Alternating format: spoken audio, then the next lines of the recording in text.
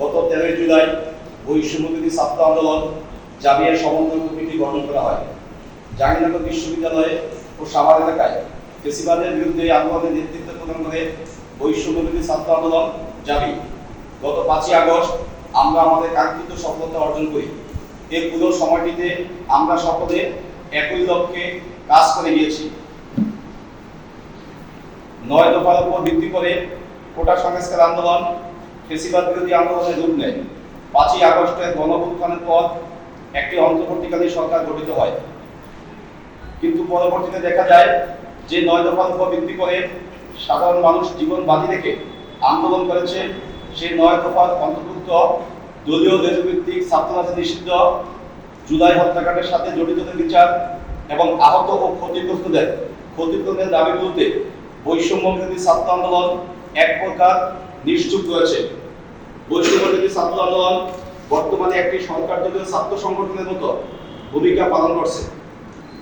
তদুপরি বৈষম্য বিরোধী ছাত্র আন্দোলন বাংলাদেশের সর্বস্তরের আন্দোলনকারীদের একই ব্যানারে অন্তর্ভুক্ত করতে ব্যর্থ হয়েছে এবং বিভিন্ন বিশ্ববিদ্যালয়ের প্রতিনিধিত্ব নিশ্চিত করতে ব্যর্থ হয়েছে।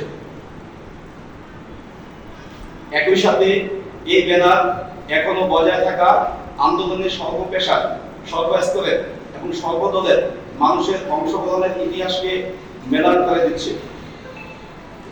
আমরা মনে করি অন্তর্বর্তীকালীন সরকারের উক্ত বিষয়গুলোতে আরো জোরালো ভূমিকা রাখার সুযোগ আছে এবং বৈষম্য বিরোধী ছাত্র আন্দোলনের ব্যানারকে যত দ্রুত সম্ভব বিলুপ্ত করে দিতে হবে।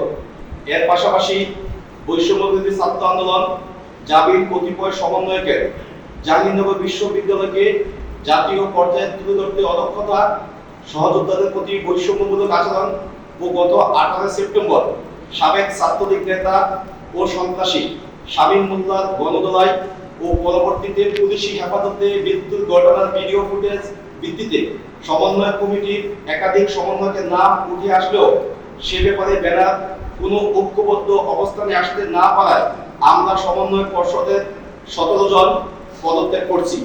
মূলত আমাদের পদত্যাগ করার কারণ হলো দুইটি।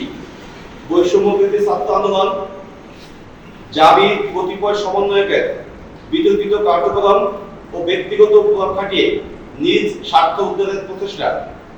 দ্বিতীয়ত, বৈষম্য বিরোধী ছাত্র আন্দোলনের সরকারি দলের মতো আচরণ ও গণঅভ্যুত্থানের স্পিরিট বিরুদ্ধ কাজ।